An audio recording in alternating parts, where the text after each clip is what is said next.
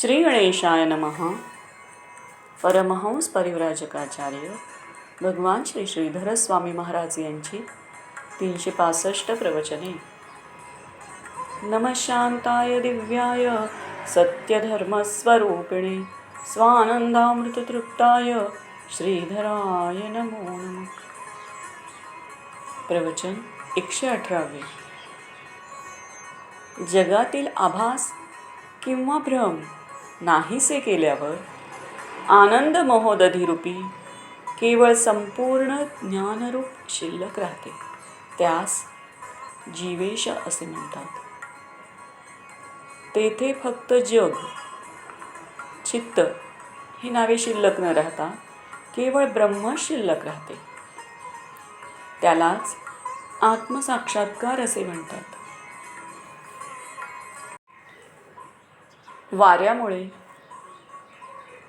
परिणामस्वरूप दिसणाऱ्या लाटा समुद्रावर न दिसल्यास जसे निव्वळ पाणीच दृग्गोचर होते, त्याचप्रमाणे सर्व आभास नाहीसे झाल्यावर आपले मूळ स्वरूप म्हणजे निर्विकल्प निश्चल आनंदरूप अशी जी निष्ठा, तिलाच ज्ञानी लोक दृढापरोक्ष आत्मसाक्षात्कार असे म्हणतात.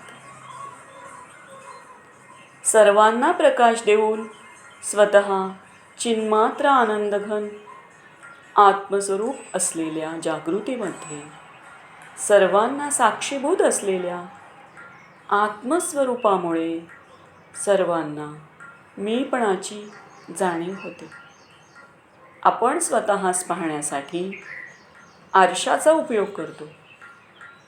आरशामध्ये कान, डोळा, जीभ इत्यादी पंचज्ञानेंद्रिये दृग्गोचर होतात व त्याद्वारेच शरीरस्थ आत्म्याचे ज्ञान होते.